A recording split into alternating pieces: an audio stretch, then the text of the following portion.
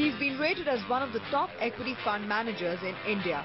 But Anup Maheshwari is not resting on his laurels. As head equities at DSP BlackRock Investment Managers, Anup and his team strive each day to ferret out stocks that may lead the next bull run. With more than 15 years of experience in the mutual fund business, Anup has built his expertise in managing offshore schemes.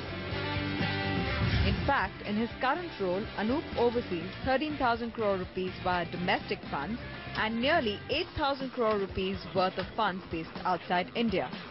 An IIM Lucknow graduate, Anup believes that a revival in corporate earnings is the key that predicts an upturn in markets. Hence, identifying growth companies is critical. As someone who enjoys flying, Anup understands the value of patience in a tough market. But has that wait ended? Unfortunately, I think there's still some time to go. I think, clearly it's going to take time for the situation to repair itself. Now, what we've noticed about markets is markets don't stand still. They have a habit of moving up and down irrespective, and short-term sentiment will influence the market. So we're not saying it doesn't have any short-term upside or downside or whatever. But our sense is it just trades in a, it sort of spends a lot of time in a range for a while until the valuations sort of sort themselves out and, the situation potentially starts improving. So what we've seen is, markets don't bottom out when you can see the obvious positives coming through. So we are fully aware of the fact that, there will be a time to invest, notwithstanding the bad news, from where markets will move up substantially, potentially. But, it has to be at the right valuation. And our sense was that at this point in time, the valuations are not appealing enough to sustain a structural move in the markets. So we're very positive long term. I don't think we'll catch any fund manager being negative long term. And we are positive as well. It's a great, growth potential. But, you still have to be fairly patient. I think this is not the phase where you should just walk into equities expecting a consistent return coming through. We still think over a 5-year block there should be some decent return coming through. But, it may test you. The last 5 years have not been rewarded. It hasn't been the case. Yeah. And, there's no rule of law that suggests it has to happen every 5 years either. But all we know is as long as eventually corporate earnings grow, that's the real question. Will corporate earnings stay static for another 5 years as they have for the last 3 or 4 years? If you're convinced that that's not going to happen, then it's logical that equity markets will also follow corporate earnings.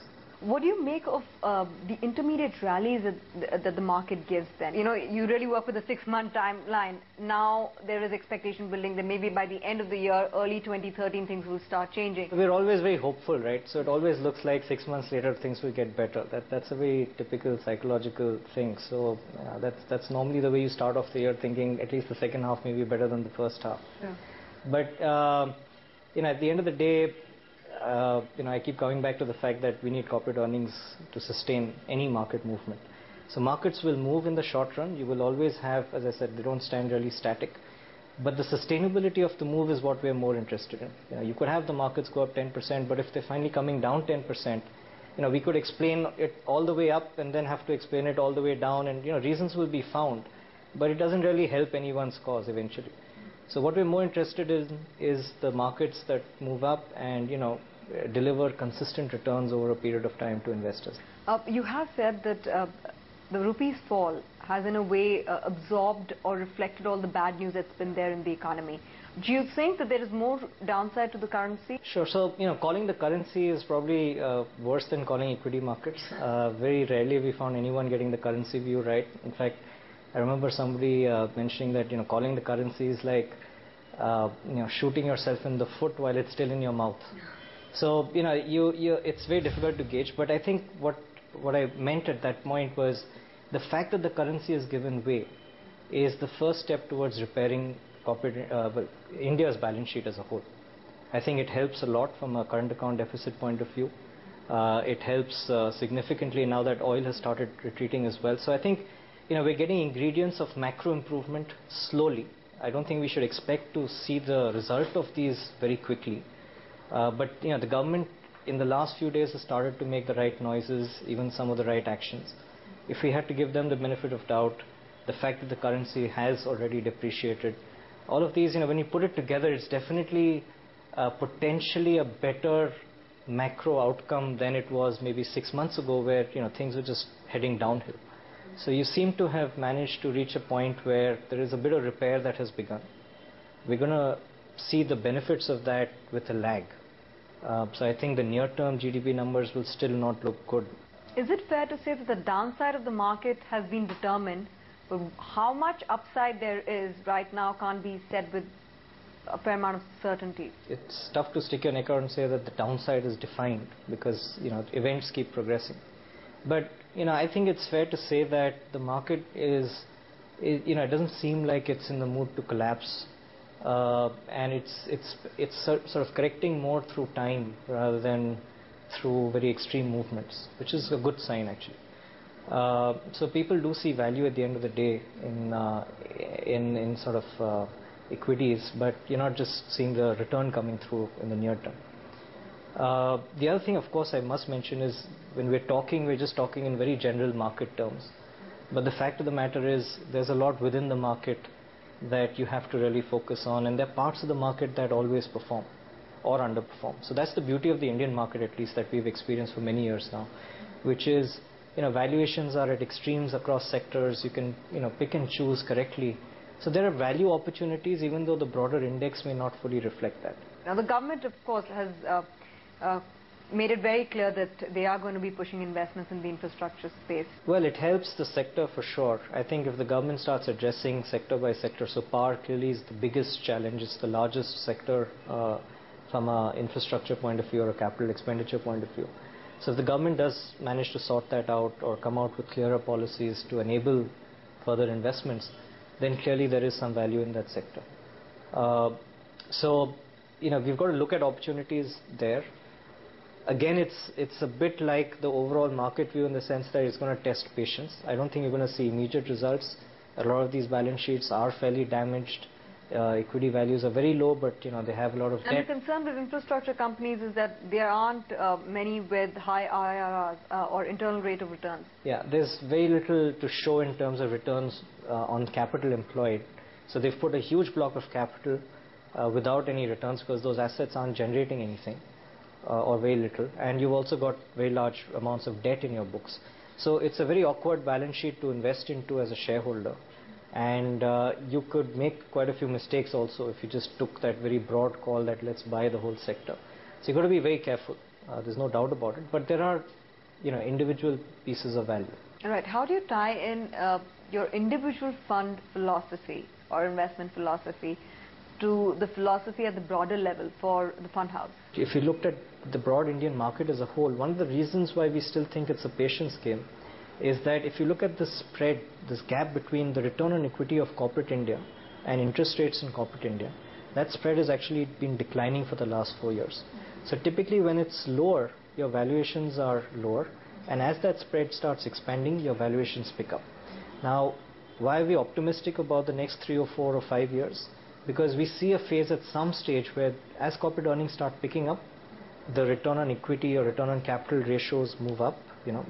As your profits start rising, then the returns on your capital will start rising. So that will help. And if interest rates fall, that gap starts increasing, and that typically marks a re-rating of the market as a whole. So we're waiting for that period where this gap starts opening up and not contracting. Time-wise, do you think that can happen by the end of 2012? No, we'd have to be really optimistic for that to happen. I'd love for it to happen, but practically I can't see that happening right away. But it does look like, as I said, the ingredients are being put in place. So it clearly gives us some reason to be optimistic. Anup, let's discuss some of your funds, starting off with BlackRock Top 100, which is a large cap fund. Now, it's an actively managed portfolio. My question to you is that a conscious strategy? Do you think that a strategy of buy and hold is difficult in this kind of a market environment, so you need to kind of churn the portfolio? Well, to some extent, yes. So that's been the case for quite a few years now, actually, given the changes in the market that we've experienced. We said right from the start when we launched this fund that this would be a very actively managed product. It focuses only on the top 100 companies by market cap. So within that, if you have to construct a 40 stock portfolio, you typically have to move a little bit around, across sectors, across companies, depending on where you are in that cycle and where valuations stand. So it's clearly an actively managed portfolio, and you'll see that clearly from the fact sheet as well, that we do take active market views as well as stock views. What I've also seen in the risk profile of this fund that your beta is less than 1, whereas you have an alpha of 5.3, which is without increasing the risk of the fund, you've been able to generate returns. And that too in a portfolio where FMCG and healthcare, the traditional defenses, are not the top 2-3 sectors. They're lower on the pecking order. How have you managed to do that? Well, that has come largely through some degree of active stock selection. So we've had some companies which, let's say in the auto space, that we had made a fairly large part of the portfolio, which did pretty well over the last 6 months and therefore have ended up outperforming some other names. So that really becomes a little more bottom up. As I said, we've also taken a few active positions from time to time.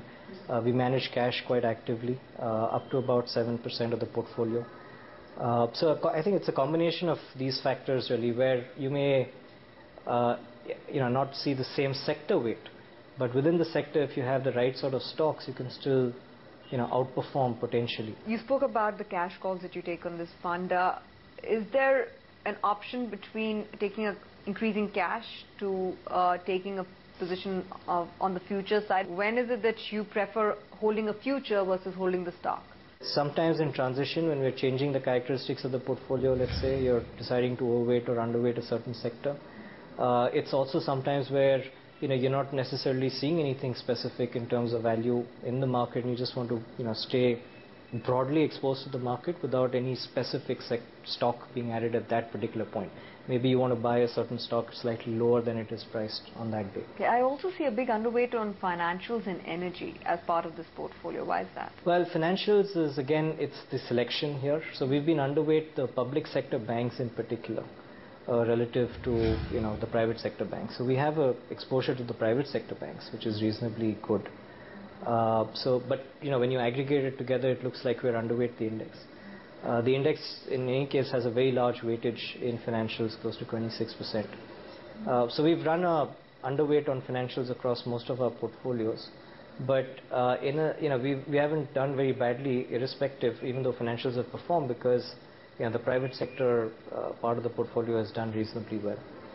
On the energy side, again, the largest component of energy, a very large cap company, is not a large weight in our portfolio. In fact, we've gone there quite the opposite way versus the banking sector. So there we own more of the oil refining and marketing sector. So there's one specific name that we've had there, which has actually done very well for us. So that's an example of where you may be underweight a sector, but because of your stock selection, for example, since you've got the portfolio, owning a BPCL versus something else has actually helped the fund outperform the sector. Do you think there's value emerging in public sector banks right now? The broad call has been with private banks. Do you think that could be changing? Public sector banks have value, generally speaking. There's no question about it. They're cheap, they're not expensive by any stretch of imagination on all valuation parameters. I think the only issue there is clearly over the next few quarters, we're still going through a phase where the economy is facing stress. Companies are restructuring their loans as much as they can, and therefore banks are continuing to face that uncertainty in front of them. So from our point of view, we like public sector banks, but it's more of a timing thing. As we see more and more of this restructuring appear in the books, that's a time we'd like to probably own more of them. So we've been a little cautious ahead of all of these events. But as they unfold and the market starts getting potentially more worried about restructured assets, that's probably a better time to start looking at investing in these banks. Right, the second fund is BlackRock Equity, which is a multi-cap portfolio. Now, my question to you is, how do you decide on what ratio do you need to keep between large caps, mid caps, and even small caps at times at different points as part of managing this fund? We've kept it very simple. We've just bucketed it and told investors that we're going to have a roughly even split between large caps and mid caps. So it follows a broad 50-50 plus minus a bit exposure between large caps and mid caps, and that's a mandate that we'll run through at all points in time.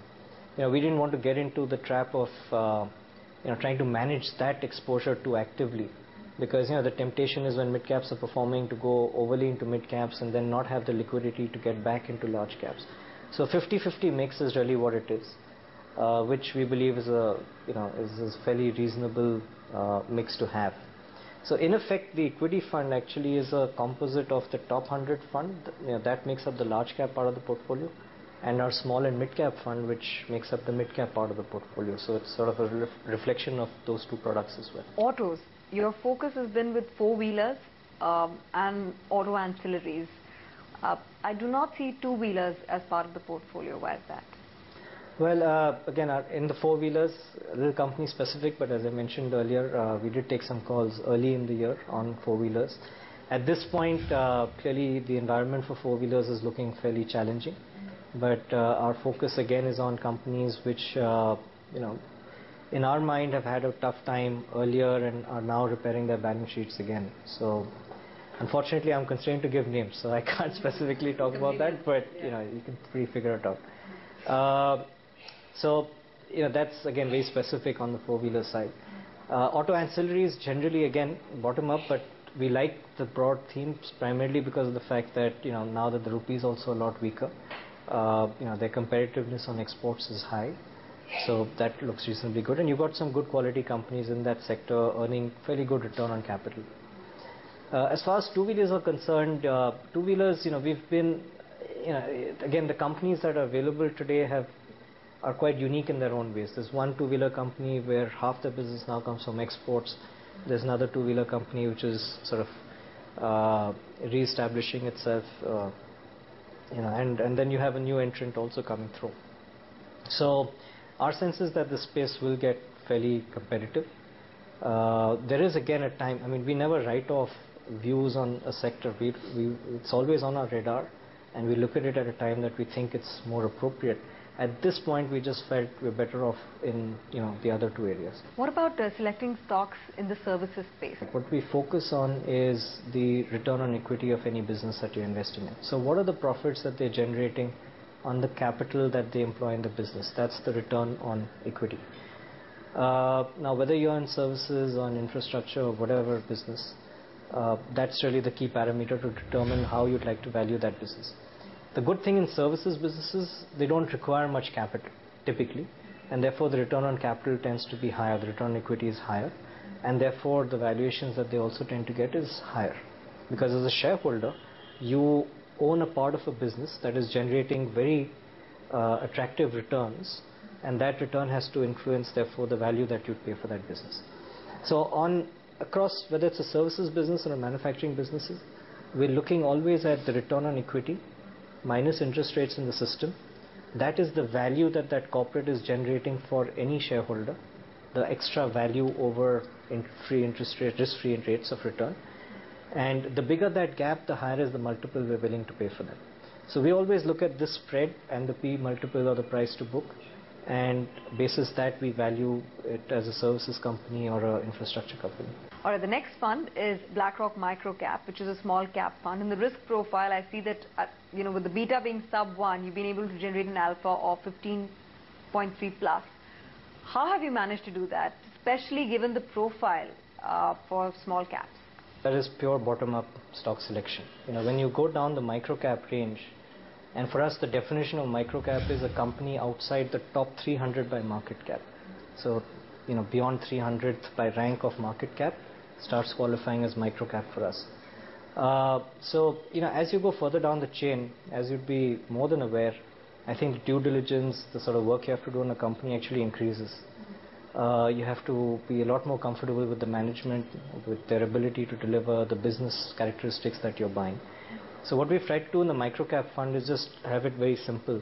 We focus on businesses that we think are scalable, backed by managements we think that can deliver the scalability, and as long as we think that the valuation is broadly in the range we'd like to own it at, it's fine. Those are the very three simple criteria we'd follow. I'd say in the pecking order, scalability is the biggest criteria. We don't even mind paying a higher price for scalability, because as companies scale, their valuations improve, and of course management also is very critical. So you've noticed right through that portfolio, we've tried to ensure that we have fairly high quality managements, because that's the place you can stumble and create some big lemons as well.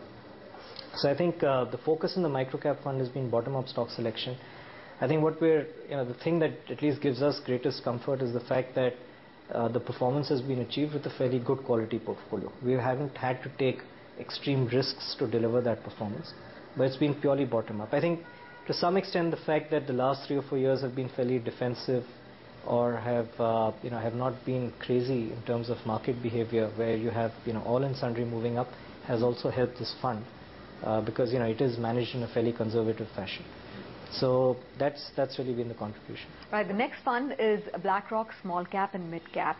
Some of the names that I see as part of the portfolio are Godrej Industries. There's focus on financials, so Group Finance, Bajaj Finserv. Some auto ancillary names. You have Apollo Tires, Eicher Motors also as part of the portfolio. How would you distinguish this portfolio versus a BlackRock microcap? Well, one is the range of stocks that you can invest into. So the way we define large caps, mid caps, small caps, and it's worth defining here because there's always some confusion on what is a large cap, what is a mid cap, what is a micro cap. So the way we see it is the top 100 companies are called what we call large cap. The top 100 companies by market cap, if you just ranked the entire universe. And today the 100th company in India has a market cap of a little over $2 billion. So 2 billion and above, there are 100 companies and they're all large cap by our definition. The next 100 companies, which is 101 to 200 by rank, is what we call the mid cap space. Now interestingly, the 200th company in India is roughly half the size of the 100th company by market cap. So it's about $1 billion. So $1 billion to $2 billion of market cap, you've got another 100 companies which we call mid caps. The 201st to 300 is what we call the small cap range. And again, this is the funny part about our markets. The 300th company is about half the size of the 200th company, so it just keeps halving. So the 300th company today is about $500 million, so you've got another 100 companies. And anything below that, finally, we just put in one big club as micro cap. So the small and mid cap operates in the 100 to 300 range of market cap by rank, and the micro cap focuses on beyond 300. So that's the distinction, which is why the portfolios are not the same.